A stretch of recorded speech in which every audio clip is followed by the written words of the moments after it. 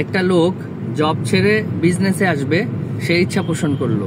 কোনো এক শুক্রবারে আমরা নিকুঞ্জতে দেখা করলাম এবং দেখা করার পরে দেখি যে উনি কমার্শিয়াল ব্যাকগ্রাউন্ডের এবং ওনার কোনো মার্কেটিং নলেজ নাই এবং উনি সুতার বিজনেসে আসতে যাচ্ছে।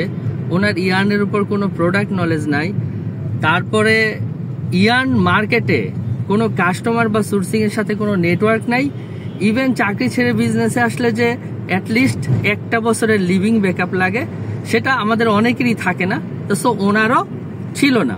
তাহলে যেই চারটা দিক স্ট্রং থাকলে একজন মানুষ বিজনেসে আসতে পারে, সেই চারটা জিনিসের একটা জিনিস ওনার নাই।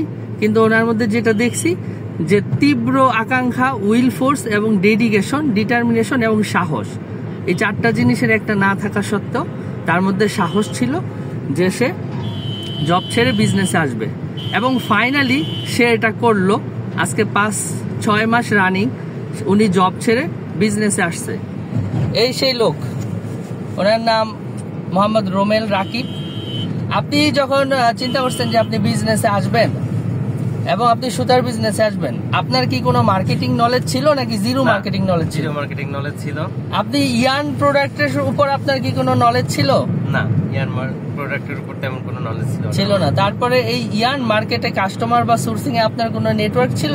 না, তেমন কোনো নেটওয়ার্ক ছিল না, জাস্ট কমার্শিয়ালে জব করতাম, যে এই কারণে ছিল না আর কি। এবং আসলে মিনিমাম 1-1.5 বছরের লিভিং ব্যাকআপ কারোরই থাকে না আমাদের, যেটা স্বাভাবিকভাবে আপনারও ছিল না। বর্তমানে প্রেক্ষাপটে এটা খুব ডিফিকাল্ট। কিন্তু আপনার আসলে উইল ফোর্স ছিল যে by any means do or die, আমি ছাড়বই। হ্যাঁ, সেটাই আমার প্রচন্ড জেদ ছিল পিছনে বা একটা।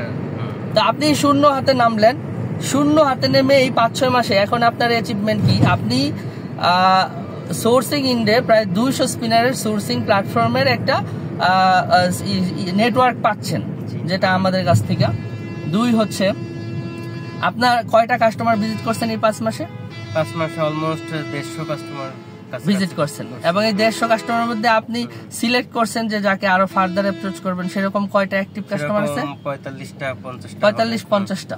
তাহলে 6 মাস আগে হচ্ছে যেটা যে যার কোনো একটা সিঙ্গেল কাস্টমার ছিল না, একটা প্রোডাক্ট নলেজ ছিল না এবং হচ্ছে যেটা যে একটা মার্কেটিং নলেজ ছিল না, কোনো নেটওয়ার্ক ছিল না এবং কোনো ব্যাকআপ ছিল না, সেই লোকটা আজকে 200 স্পিনিং এর সোর্সিং সাপোর্ট ইউজ করতেছে এবং সে 150 মতন কাস্টমার ভিজিট করছে এবং 50টার মতন কাস্টমার তার অ্যাক্টিভ আছে যাকে সে রেগুলার অ্যাপ্রোচ করে।